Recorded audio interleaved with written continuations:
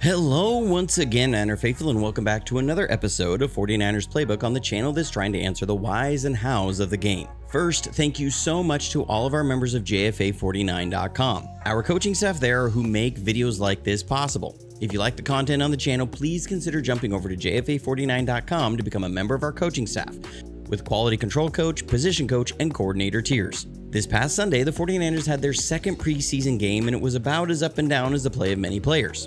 Like many games, and especially preseason, there was some good and some not so good. Dominick Puni continues some really strong showing in just 4 quarters of NFL preseason play.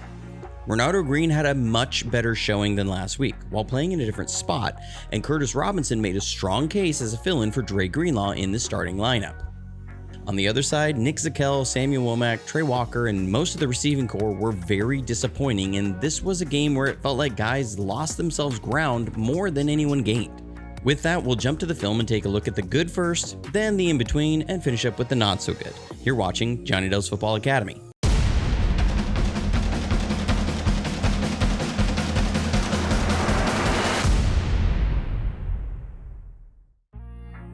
Right out of the gate, Puni was showing nice understanding of the offense and the tools this offense needs. Here, the 49ers are running their wide zone. The way this play works, Puni is responsible for the backside linebacker, number 50.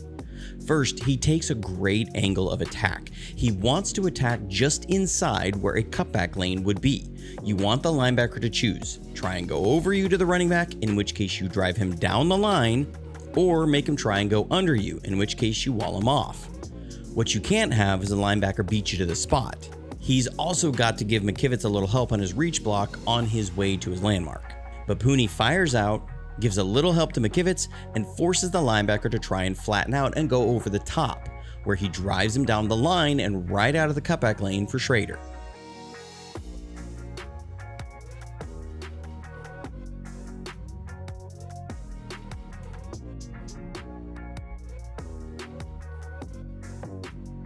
He also adds some of the extra stuff. The 49ers are going with a play-action fake pass. He's blocking his guy, and it's perfect. It's a win. But the other side hasn't handled a stunt well at all. Puni goes and cleans that up to prevent Schrader from having to be the only guy between a defensive tackle and a hit on Brock Purdy. His awareness is really off the charts, and something he showed in college and at the Senior Bowl.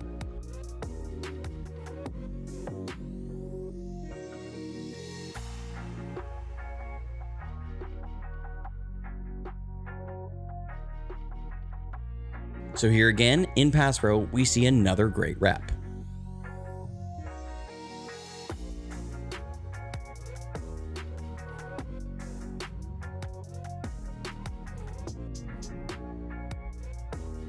The 49ers are going with a 300-200 slide with Willis on a chip and release. The Saints have their best pass rusher, Cam Jordan, lined up inside. Puni does get a little help from McKivitz at the snap, who is also getting help from Braden Willis, but Puni still has to deal with the hand fighting and position against one of the best in the game. Once he gets his hands on guys, it's over. The pass rush rep is over. For comparison, just look at his and Brendel's reps. I'll play this back a couple times and watch Brendel first, then Puni. Brendel is also getting help from Zakelj. He loses more ground, his feet are less active, and he quits on the rep sooner. Brendel isn't a terrible player. He started for this team all last year. It's just a measuring stick of where this kid is in just his 3rd quarter of play.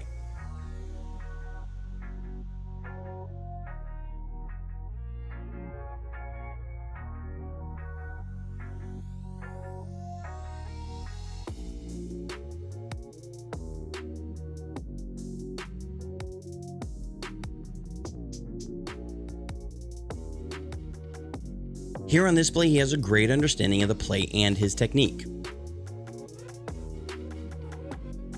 So this is a 3-step drop. The passing concepts are a spacing and a Tony. These are quick hitters. So the quarterback isn't going to be dropping deep. The ball is supposed to come out quick.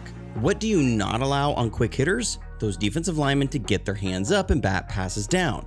A bane of the 49ers going back to the 2019 Super Bowl. So linemen should be taking an aggressive set.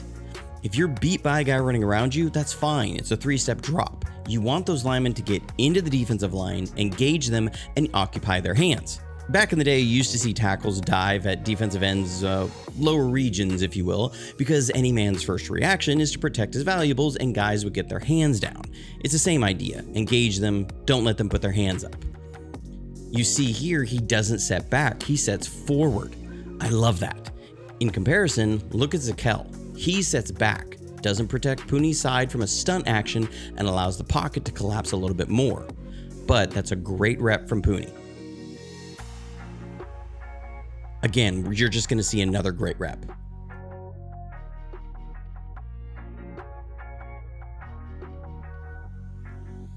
So the 49ers are in scat protection with a 300-200 slide. Puni has to pick up the inside pressure in space. Again, once he gets his hands on guys, it's over. But like earlier, watch him pick up extra duty. He could let the free rusher go and no one would blame him because he's doing his job. But he gets a hand out there and slows the guy down enough. If he doesn't do this, it's plays like this where you see quarterbacks bang their hand off a guy's helmet or into the other guy's hand and they break a finger on their throwing hand or some other injury. In all, taking any extra contact off of your quarterback is a good thing. But on a side note, that's a really good strike by Josh Dobbs.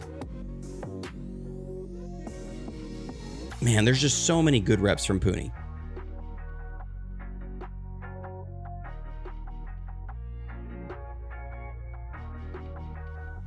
Here they're going with a 400 slide or a 4-man slide to the offense's left. That means Puni has to pick up the nose tackle as the center is responsible for any inside pressure. He slides over and he's got great feet and a good anchor. Rep after rep, the kid shows he can play.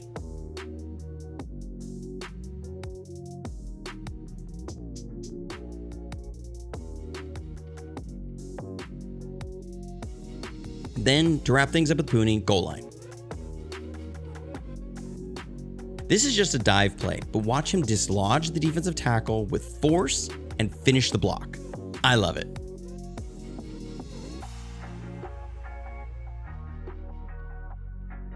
I'll just show a couple clips of Josh Dobbs. I think he's really played well and was someone that if you watched the channel last year, you might remember me being high on him after our game against the Cardinals. I think he offers the most as quarterback 2 on the depth chart, and it's plays like this. Here it's 3rd and short and the Saints are showing a man coverage look pre-snap with a safety on Willis out wide and traveling inside. There's no apparent pressure and a single deep safety, and the alignment of linebacker shows maybe cover 1 with them playing back out, which means the linebacker on the side the running back goes out will take the running back and the other will play a lurking role. We're running a Mike Leach staple, the mesh concept, which is a classic man beater as it creates multiple mesh points for pick and rubs on the shallow crossers.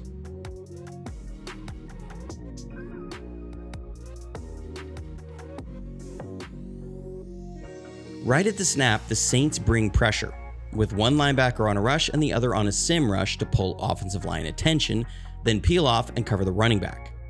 Dobbs recognizes the blitz and he gets to his hot right away on the wheel route and hits him right in stride for an explosive.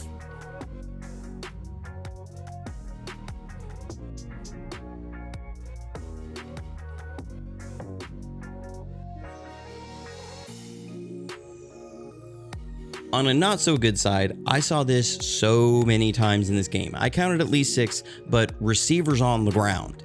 Here, Trent Taylor gets rocked within the first 5 yards and is sent to the ground. You just can't have receivers on the ground and expect quarterbacks to produce.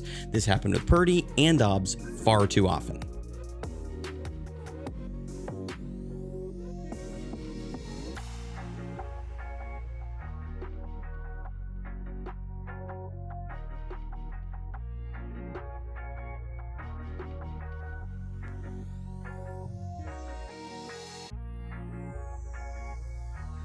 To round it out on offense, because there's a number of things to cover on defense, a nice play by both Dobbs and Puni and Cowing.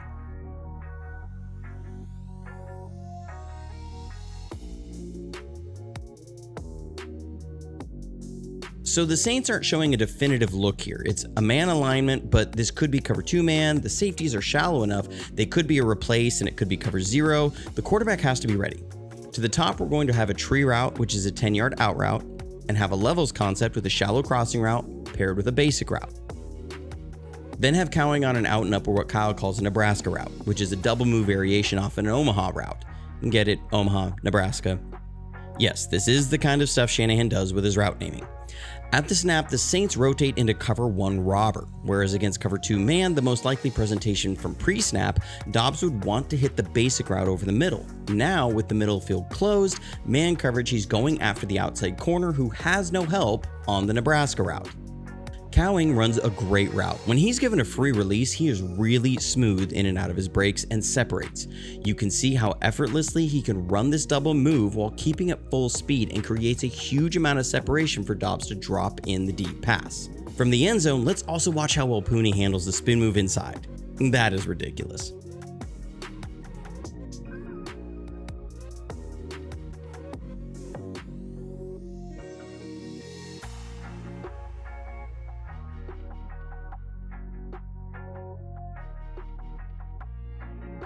When we jump to the defensive side of the ball, there's a couple question marks we have for who some starters will be at the start of the year while Hufanga and Dre Greenlaw work their way back from injuries. I really think George Odom will be the week 1 starter in place of Hufanga. Here's one reason why. He's a solid tackler who understands the defense. It's 3rd and short. We're in cover 3 zone, and the Saints are running a play I talked about earlier, the mesh concept. We do a good job of passing off the underneath crossers, and Renardo Green did just what he was supposed to versus the mesh, match the hook over the middle, which is the number 3 read for the quarterback. Mooney Ward got a pick 6 last year against Kyler Murray doing this exact same thing on this exact same play. With 1 through 3 taken away, Carr is going to try and check it down to his running back in the flat. Odom closes and plays his lane. He doesn't give the running back a lane to the outside, and he and Campbell are able to pinch for the tackle short of the line to gain.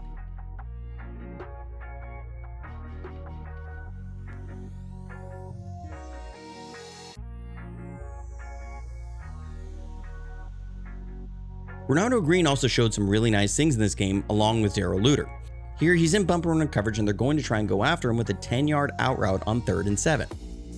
After the initial bump, I would like to see him squeeze this route a little bit more and don't give up quite as much room, but he's got good feet to turn and drive on the ball. Yes, a better ball is probably a completion, but that's still tight enough coverage on the hardest throw in football, the deep, far hash out route. Derek Carr may not be the best quarterback in the league, but he's a highly paid guy. The coverage isn't perfect, but it's good enough for the majority of snaps on that play.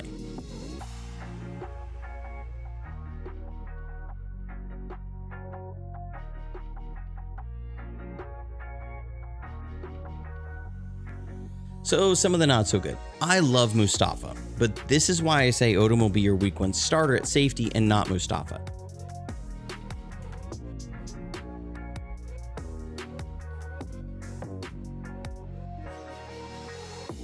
The Saints are backed up and they're just going to go with a couple go routes to clear it out and flat routes. It's about as basic as it gets. Mustafa is playing a curl flat zone, so he needs to get underneath a possible curl route to help his outside corner, then rally to a flat route. With no intermediate threat between the hashes and the numbers, Mustafa needs to work with more urgency to get outside the numbers. That's his landmark, the outside edge of the numbers, then close on the flat route. Because he's just a few steps too far inside of the throw, he's a little late to the flat and misses the tackle. What should be a 2-yard gain is a 7-yard gain, and that's a big difference.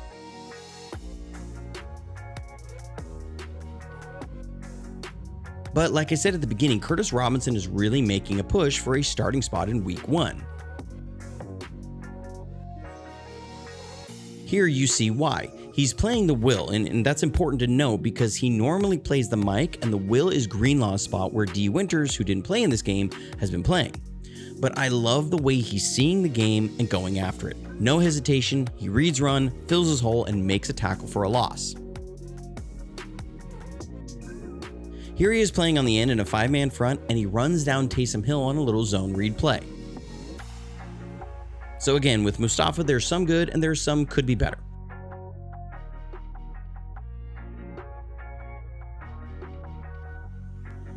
We're in man coverage and it's 2nd and 8, right after Curtis Robinson ran downhill.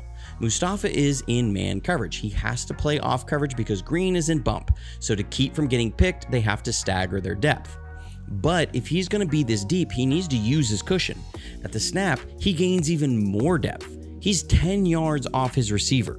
I get giving a cushion, but 10 yards off the receiver the whole way is just too much. He needs to get tighter.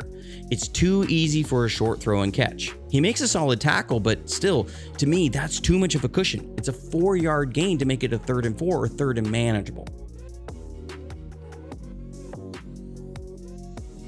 Like I said at the beginning, Trey Walker really has an uphill climb to make the roster. He had a number of miscues in the run game, and this was probably the most egregious error he had, even if it didn't cost the team. We're showing too high pre-snap, and post-snap will drop to cover 3 buzz. That means he's the weak side hook defender. The Saints are running a high crosser paired with a read route. If you're a member of JFA49.com and you've watched my cover 3 video, you know the Will is responsible for picking up the number 3 receiver on these high crossing routes. Here, Walker acts like a statue, and it would have been touchdown city if Spencer Rattler hung on the look a little bit longer. Fortunately, he didn't. But just because they didn't get burned by it, the coaching staff will not be too pleased with Walker busting a quintessential assignment in one of our most common coverages. Then to top it off, from the end zone angle, if you abandon your assignment, you better darn well go make a solid tackle, not this pitiful effort. That's just bad ball. I know Jalen Graham has drawn some buzz, but it's plays like this that make it tough to trust him in coverage.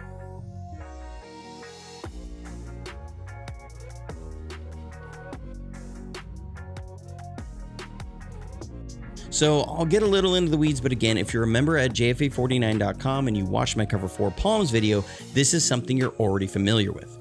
We're in Cover 4 Palms, and it's a converting coverage based off a read of the number 2 receiver.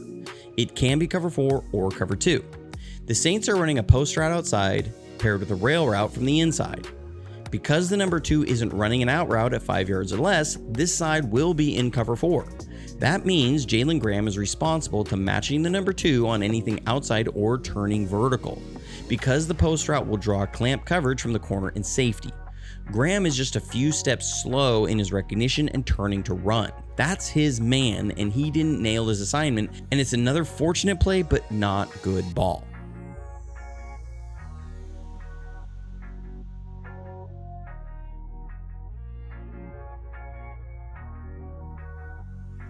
One thing I did like from Darrel, Luter, and Renardo Green is they were willing to be more physical in run support.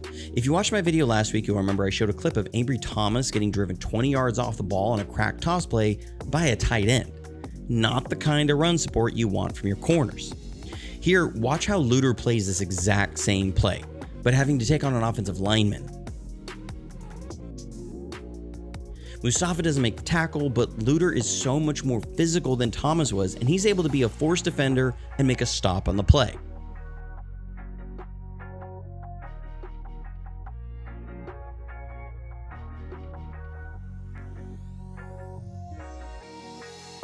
So lastly, we'll be ending on a not great note. Sammy Womack has just been mediocre at best on most of his play this preseason, and then it's plays like this that really show why he struggled to get on the field outside of his injuries even. We're in man coverage here.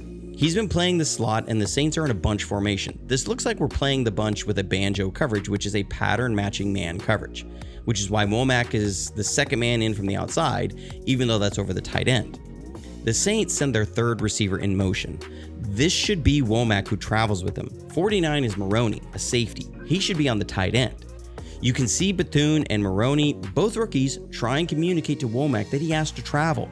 He doesn't. And there's a receiver completely uncovered and a bust on the play. Mustafa does make a really nice play to keep it from being a ridiculous offensive gain, but those are the kinds of things that would make a coach lose sleep if he knew Womack had to play in a game on Sunday. You can't trust guys with these kinds of mistakes. Overall, I felt like Darrel, Luter, and Renardo Green have pushed Ambry Thomas and Samuel Womack to the back of the depth chart in the cornerback room. Overall, it was really up and down in the preseason game. There were some guys with a lot of ups, Puni, Robinson, Renardo Green, Darrel Luter, then other guys with a lot of downs, Zakelj, Womack, Walker, Demetrius Flanagan-Fowles, who I didn't get a chance to show. The 49ers in the back of their roster have one last preseason game left to get ramped up for the start of the season and to make the team. How it all works out is yet to be seen, but hopefully this video helps you as you're keeping track of the coverages of how the roster might shake out. Thanks for watching, and remember to like and subscribe if you haven't already, and be sure to have your notifications turned on to be alerted to when a video goes live. But until next time, stay safe, stay healthy, and go Niners.